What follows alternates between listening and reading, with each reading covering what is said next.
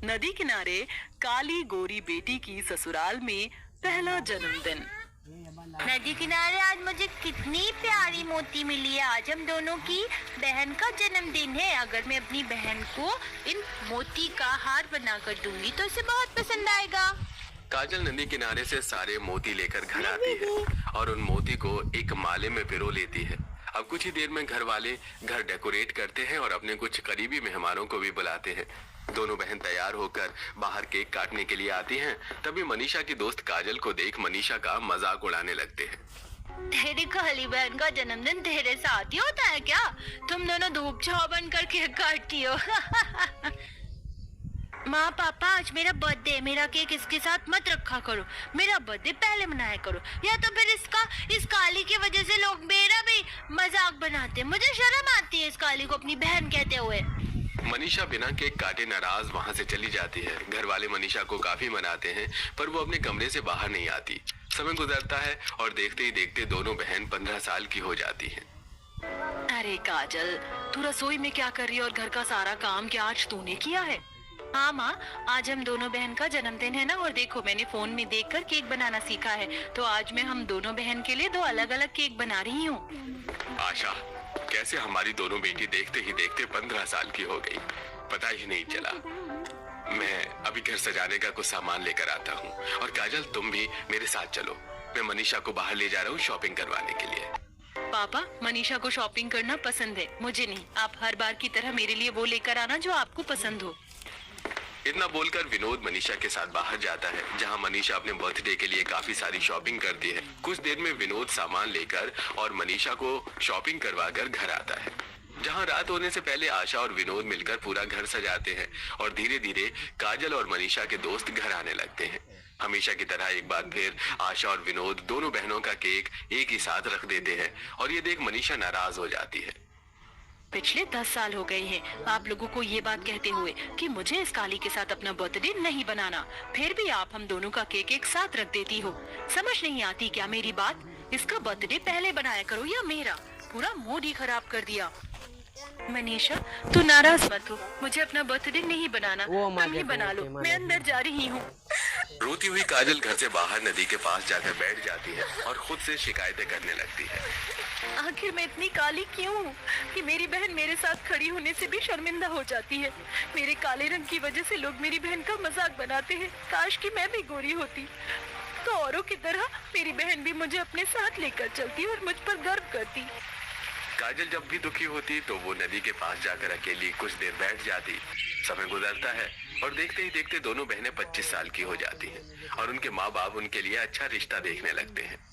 सुनिए जी, अगर मनीषा से पहले काजल की शादी अच्छे घर में हो गई तो वो फिर से नाराज हो जाएगी। आप तो जानते हैं कि वो कितनी घमंडी है। मुझे डर है कि काजल काली है, क्या पता उसका रिश्ता जल्दी लगे या ना लगे।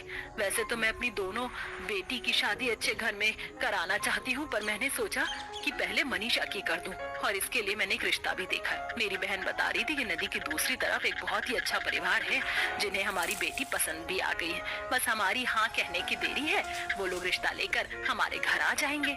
आशा, अगर घर परिवार अच्छा है तो इसमें दिक्कत क्या है? तुम कल ही लड़के वालों को बुला लो। हमारी किसी भी बेटी की पहले शादी हो क्या फर्क पड़ता है तो दोनों हमारी ही। विनोद के हाँ करते ही आशा अपनी बहन से बात करती है और कुछ ही दिनों के अंदर शांति नाम की औरत अपने बेटे का रिश्ता लेकर उनके घर आती है, जहां वो काजल का बर्ताव देखती है। काजल घर आए मेहमानों का अच्छे से स्वागत करती है और उनसे बड़े ही प्यार से बातें करती है, जो कि शांति को काफी पसंद आता है।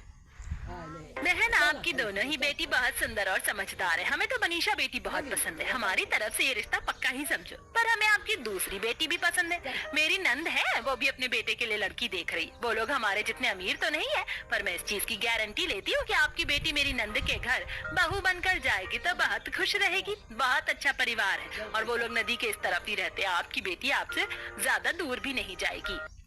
हम तो पहले एक बेटी की शादी करना चाह रहे थे, पर भगवान भी चाहता है कि मेरी दोनों बेटियों की शादी एक साथ हो। अगर घर परिवार अच्छा है तो हमें इस रिश्ते से कोई भी एतराज नहीं है। इंसान अमीर हो या गरीब, बस परिवार ऐसा हो जो मेरी बेटियों को खुश रख सके। विनोद की बात सुनकर शांति को बहुत अच्छा लगता है और वो पुल से नदी पार करके अपने घर जाती है और अपनी नंद को फोन करती है। इस तरह बहुत जल्द काजल का भी रिश्ता दिवाकर नाम के लड़के से तय हो जाता है और दोनों ही बहन की शादी एक साथ हो जाती है। जहां मनीषा शादी करके नदी के दूसरी तरफ जाती है तो वहीं काजल शादी करके नदी के इसी तरफ अपने ससुराल में जाती है, जिसके घर के पास ही नदी होती है। बहू, घर के पास ही नदी है, जब भी दिल करे नदी के पास आकर बैठ जाना। यहाँ पर सुबह और शाम का नजारा काफी अच्छा होता है। तुम जब कहोगी मैं तुम्हें बोटिंग भी करवा दूंगा। नदी की दूसरी तरफ ही मामी का घर है, तुम जब चाहे अपनी बहन से मिलने भी जा सकती हो।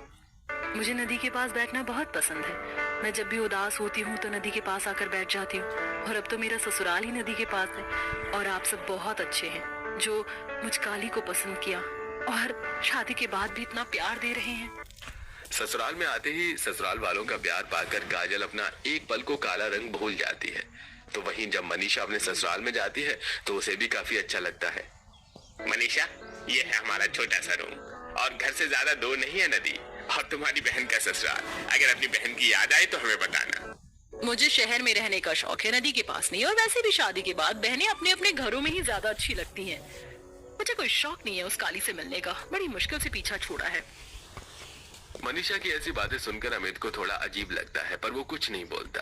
इसी तरह कुछ दिन बीत जाते हैं और एक दिन, बहू, तुम्हारी शादी को 10 दिन से ज्यादा हो गए। तुम्हें अपनी बहन की याद आती होगी और हमें तुम्हें अपने रिश्तेदारों से भी तो मिलवाना है। इसीलिए मैंने सोचा कि क्यों ना आज हम तुम्हारी मामी सास के घर चले, वहाँ तुम अपनी बहन से भी मिल लेना। क्या सच में? मैं अभी तैयार होकर आती हूँ। पूरे 10 दिनों बाद मैं अपनी बहन को देखूंगी। पता नहीं कैसी होगी वो ससुराल में। जब काजल को ये पता चलता है कि उसके ससुराल वाले उसे नदी की दूसरी तरफ उसकी बहन के घर लेकर जा रहे हैं तो वह काफी खुश होती है और जल्दी से तैयार हो जाती है। कुछ ही देर में काजल अपने ससुराल वालों के साथ अपनी गोरी बहन के ससुराल पहुंचती है, जहां मनीषा अपनी काली बहन को देखकर चिढ़ जाती है और रसोई में चली जाती है। तो वहीं जब काजल उसके ससुराल आती है तो सभी के पैर छूती है और काफी प्यार से बातें करती है। आप सब ठीक तो हैं? अगर मेरी बहन से कभी कोई गलती हो तो उसे नादान समझकर माफ कर देना। घर पर मैं ही सारे काम करती थी ना, तो उसे घर के काम इतने अच्छे से समझ नहीं आते हैं। इसे कहते हैं बहनों का प्यार। शादी होने के बाद भी तुम्हें अपनी बहन की कितनी परवाह है। फिक्र मत करो, हम इतने भी बुरे नहीं है। हमारे घर में नौकर हैं, बहू को ज्यादा काम नहीं करने देते और बहू भी यहाँ बहुत अच्छे से रहती है। हमें तो अपनी बहू से कोई शिकायत नहीं। मुझे भी अपनी भाभी से कोई शिकायत नहीं है और आज आपसे मिलकर बहुत अच्छा लग रहा है। आप दोनों ही बहन बहुत अच्छे हो। वैसे भाभी, तुम्हारी बहू दिख नहीं रही। तुमने बताया नहीं क्या उसे कि उसकी बहन उससे मिलने आ रही है? बताया था, लगता है बहन के आने की खुशी में उसकी पसंद का खाना बना रही है। बहू, अगर तुम चाहो तो अपनी बहन से मिल सकती हो, रसोई में होगी। चलो भाभी, मैं आपको रसोई तक छोड़ देती हूँ। शांति की बात सुनकर काजल के चेहरे पर मुस्कान आ जाती है और अब जैसे ही काजल रसोई में जाती है अपनी बहन को देख मनीषा उस पर भड़कने लगती है। कसम खा लिया ना तूने कि मेरा पीछा कभी नहीं छोड़ेगी। मैं कितनी खुश थी। मेरा ससुराल नदी के दूसरी तरफ है और तेरा उसी तरफ। मैं खुश थी ये सोचकर कि अब तेरा काला चेहरा कभी देखने को नहीं मिलेगा। अरे बेशर्म, एक पल को अंधेरे में इंसान की परछाई भी उसका साथ छोड़ देती है, पर तुझे देख बुरे साई की तरह पीछे पड़ी है मेरे।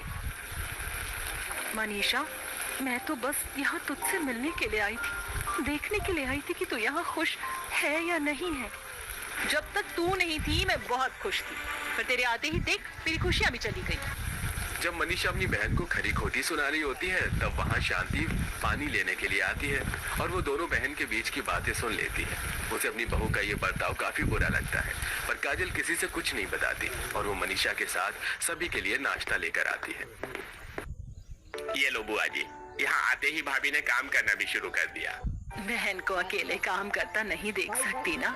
सही कहा बुआ जी आपने। मेरी बहन मुझे कुछ ज्यादा ही प्यार करती है, तभी तो शादी के बाद भी मेरे ससुराल आकर बैठ गई। मेरा पीछा ही नहीं छोड़ना चाहती। अब आप ही बताओ, ऐसा क्या करूं जिससे मैं अपनी काली बहन का पीछा छुड़ा सकूं? मुझे मेरी ही नजर ना लग जाए, इसलिए मेरी बहन काला टीका बनकर मेरे साथ घूमती रहती है। जहाँ भी जाओ वहाँ ये किसी न किसी बहाने आ ही जाती है। मनीषा की बातें सुनकर सुमित्रा उदास हो जाती है, तो वहीं शांति शर्मिंदा सुमित्रा अपने परिवार के साथ नदी का पुल पार करते हुए अपने घर आती है। पर काजल आज फिर से इतनी ज्यादा दुखी हो जाती है कि वो शाम के वक्त अकेले नदी पर जाकर बैठ जाती है। दिवाकर उसके पास आता है और उससे उसकी उदासी की वजह पूछता है। तुमने बताया था तुम जब उदास होती हो तो नदी के पास आकर बैठती हो, क्या हुआ? तुम उदास हो? क्यों? अगर मैं मनीषा की तरह गोरी होती तो शायद मनीषा मुझे अपनी बहन कह पाती, पर आज उसने माँ जी के सामने भी मेरी इंसल्ट की। बस यही सोचकर परेशान हूँ, माँ जी क्या सोच रही हूँ। बहू, रात गई बात गई, अब घर में चलो। वैसे भी कुछ दिनों बाद तुम्हारा बर्थडे आ रहा है और ये तुम्हारा ससुराल में पहला बर्थडे है, तो मैं चाहती हूँ कि हम तुम्हारे बर्थडे पर कुछ स्पेशल करें और सभी मेहमानों को भी बुलाएं। पर मैं नहीं चाहती कि मेरा बर्थडे मने। अगर मेरे काले रंग की वजह से आपको भी लोगों के सामने शर्मिंदा होना पड़ा तो? बहू, अगर किसी ने मेरे सामने तेरे काले रंग का मजाक बनाया तो मैं उससे रिश्ता ही तोड़ लूंगी। मेरी बहू का रंग काला है पर दिल बहुत साफ है, और मेरे सामने कोई मेरी बहू का मजाक बनाए ये बर्दाश्त नहीं कर सकती। सुमित्रा की बातें सुनकर काजल अपनी सास के गले लग जाती है, तो वहीं शांति को मनीषा का बर्ताव बिल्कुल पसंद नहीं आता और इसलिए वो उससे नाराज रहने लगती है। यहाँ तक कि वो घर से नौकरों की भी छुट्टी कर देती है और घर की जिम्मेदारी मनीषा के ऊपर छोड़ देती है। अब बेचारी मनीषा पूरे दिन काम करती और जब अपनी सास से बात करती तो शांति उससे उखड़ी हुई रहती। ऐसे ही एक रात। अमित, माँ जी को क्या हो गया? उन्होंने सभी नौकरों को काम से निकाल दिया। अब इतना बड़ा घर है, मुझे अकेले संभालना होता है। कुछ दिनों बाद मेरा जन्मदिन भी आ रहा है। मेरी हालत देखो तुम। मुझे कल शॉपिंग करवाने के लिए ले चलो और मुझे पार्लर भी जाना है। मनीषा, इस घर में माँ की चलती है और हमारे घर में बहू का बर्थडे नहीं मनाया जाता, तो अपना बर्थडे भूल जाओ। अमित की आवाज सुनकर मनीषा को काफी बुरा लगता है। समय गुजरता है और देखते ही देखते दोनों बहन का जन्मदिन आ जाता है। उस रात मनीषा बस ये इंतजार करती है कि उसके ससुराल वाले उसे बर्थडे विश करें, पर अमित जो कि उसके साथ सो रहा था वो भी नहीं उठता और उसे सिर्फ काजल का फोन आता है। थैंक गॉड तूने मेरा फोन उठा लिया। Happy birthday. भगवान करे तू 1000 साल जिए और हमेशा खुश रहे। तेरे पास कभी खुशियों की कमी ना हो। जिसकी किस्मत में तेरी जैसी बहन हो, भला उसकी किस्मत में खुशियाँ नसीब कैसे हो सकती हैं? और तूने क्या सोचकर मुझे ठीक 12 बजे रात को बर्थडे विश किया है? अब फोन रख, क्योंकि मैं तुझे बर्थडे विश नहीं करने वाली। इतना बोलकर मनीषा फोन रख देती है और अमित सारी बातें सुन लेता है। एक बार फिर से काजल उदास हो जाती है, पर दिवाकर वहां जाकर उसकी आंखों में पट्टी बांधता है और उसे नदी के पास ले जाता है, जहां एक छोटा सा केक लेकर सुमित्रा आती है और वो लोग काजल का बर्थडे विश करते हैं। हैप्पी बर्थडे बहू, ये तेरा ससुराल में पहला जन्मदिन है। हम इतने अमीर तो नहीं कि बड़ी सी पार्टी कर सके, और तुझे नदी के पास बैठना बहुत पसंद है ना, इसलिए हम तुझे नदी के पास लेकर आए हैं और बर्थडे विश किया। और हम तेरे बर्थडे पर भी कुछ ऐसा ही प्लान कर रहे हैं। खुद पर थोड़ा ब्रेक लगा लो, सरप्राइज बता दोगी क्या? पहली बार किसी ने मुझे ऐसे बर्थडे विश किया है। मेरे लिए तो यही काफी है। ये काफी नहीं है, अभी तो तुम्हारे लिए बहुत कुछ करना है हमें। कल तुम मेरे साथ शॉपिंग पर जाओगी और घर का कोई भी काम नहीं करोगी। अगले दिन होते ही दिवाकर ऑफिस के छुट्टी ले लेता है और काजल को अपने साथ शॉपिंग करवाने के लिए जाता है। तो वहीं सुमित्रा नदी के पास एक टेबल और कुछ कुर्सी लगाती है, साथ में अपनी बहू के लिए कुछ लाइट भी रखवाती है। तो वहीं बेचारी मनीषा अपने ससुराल में सुबह उठते ही, लोगों को मेरा बर्थडे नहीं बनाना था तो ठीक है, पर मुझे विश तो कर सकते थे। पर इन्हें तो मेरा बर्थडे ही याद नहीं है। विश क्या करेंगे? घर की सफाई करके मनीषा रसोई में जाती है और अपनी पसंद का खाना बनाने की तैयारी करने लगती है। तभी वहाँ शांति करिश्मा के साथ आती है। भाभी, ये सब क्या है? ये चाउमीन, बर्गर, चीज, सब्जियां क्या बना रही हो आप? आज मैं स्पेशल खाना बना रही हूँ, नूडल्स, मंचूरियन, पिज्जा, बर्गर और पनीर टिक्का। बहू, तुम्हें पता है ना मैं चाइनीज फूड नहीं खाती। हमेशा की तरह आज भी पुलाव और दाल मखनी बना लो और थोड़े से पराठे, और हाँ, इतना बनाना कि दिन में ही खत्म हो जाए। पर माँ जी आज। पर क्या बहू, जितना बोला है उतना करो। और हाँ, शाम को तैयार है ना, हम सब तुम्हारी बहन के घर जा रहे हैं। जानती हो ना, आज तुम्हारी बहन का जन्मदिन है। उसके घर वालों ने उसके लिए छोटी सी बर्थडे पार्टी प्लान की है। माँ, आज काजल भाभी को बर्थडे है, चलो शॉपिंग करके आते हैं। उनके लिए गिफ्ट भी तो खरीदना होगा। इतना बोलकर शांति वहां से चली जाती है। यह सब सुनकर मनीषा की आंखों में आंसू आ जाते हैं और उसे अपने पुराने दिन याद आते हैं, जब न सिर्फ उसकी बहन बल्कि उसका पूरा परिवार उनके बर्थडे की प्लानिंग किया करता था। माँ, मैं पूरा घर बहुत अच्छे से साफ करूंगी और इस दीवार पर फैमिली फोटो के साथ रंगीन बलून और हैप्पी बर्थडे मनीषा लिखूंगी। और मैंने अपनी बहन के लिए उसकी पसंद का केक भी बनाया है। हाँ, बिल्कुल करना। ये सारा काम जल्दी खत्म करो। तुम्हारी बहन शॉपिंग करके आती ही होगी। आती होगी नहीं माँ, मैं आ चुकी हूँ। और तू मुझसे और मेरे बर्थडे से दूर रहना। मेरा बर्थडे उस दिन अच्छा जाएगा जब तुम मुझसे दूर रहोगी।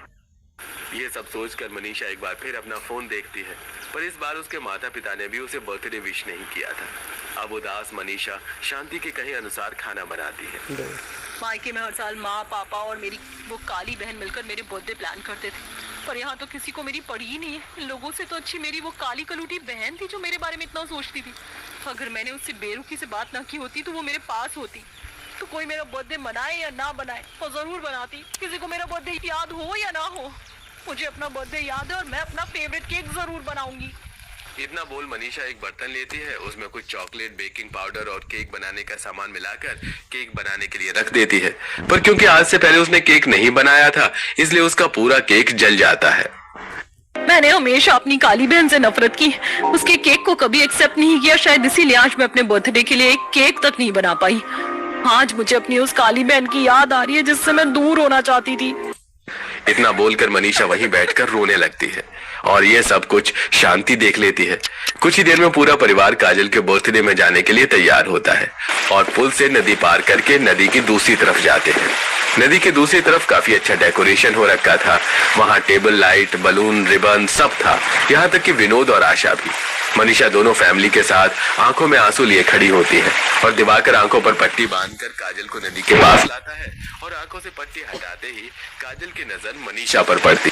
मनीषा, मुझे विश्वास नहीं हो रहा तो यहाँ पहली बार ऐसा लग रहा है कि हम दोनों बहन एक साथ अपना बर्थडे केक काटेंगे। दिवाकर जी, माँ जी, ये मेरी जिंदगी का सबसे अच्छा बर्थडे सरप्राइज है। मनीषा बहू, अब तेरे मन में जो भी है तो अपनी बहन को खुलकर बता सकती है कि आज तुझे उसकी कितनी याद आ रही थी। और मैं जानती हूँ हर साल तू अपना बर्थडे कितने अच्छे से बनाती थी, पर हम चाहते थे कि इस बार तुझे अपनी बहन की कद्र हो, ताकि तू अपना बर्थडे अपनी बहन के साथ बनाए, ना कि उसके बिना।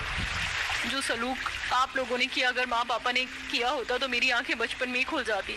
मुझे माफ कर दे काजल, तू मेरे लिए कितना कुछ करती थी, फिर भी मैं तुझसे नफरत करती थी, इसीलिए क्योंकि तू काली थी और मैं गोरी। पर आज मुझे तेरी कद्र हुई है जब किसी ने मुझे बर्थडे विश नहीं किया, मेरे लिए कोई सरप्राइज प्लान नहीं किया। किसने कहा तुम्हारा बर्थडे प्लान नहीं किया? आज तुम दोनों बहन का बर्थडे था, इसलिए हमने एक साथ तुम दोनों का बर्थडे प्लान किया। सॉरी, हमने तुम्हें सुबह से परेशान किया और आज के दिन तुम्हें रुलाया। चलो अब केक काटो। सारा सच जानकर मनीषा की आंखों में आंसू आ जाते हैं। अब दोनों बहन एक साथ पहली बार केक काटती हैं और काजल अंदर से मोती का हार लेकर मनीषा को देती है, जो बचपन में उसने मनीषा के लिए बनाया था। ये तो वही मोती है जो नदी के पास मिलती है। तूने इसे कब बनाया? जब हम 5 साल के थे तब से मैं तुझे ये गिफ्ट देना चाहती थी, पर कभी दे नहीं पाई। तू मुझसे कितना प्यार करती है, मेरे बारे में कितना सोचती है, और मैंने हमेशा तेरे साथ बुरा किया। मुझे माफ कर दे। दोनों बहन तो हमें ही भूल गई, कोई हमें भी थैंक यू बोलो। आखिर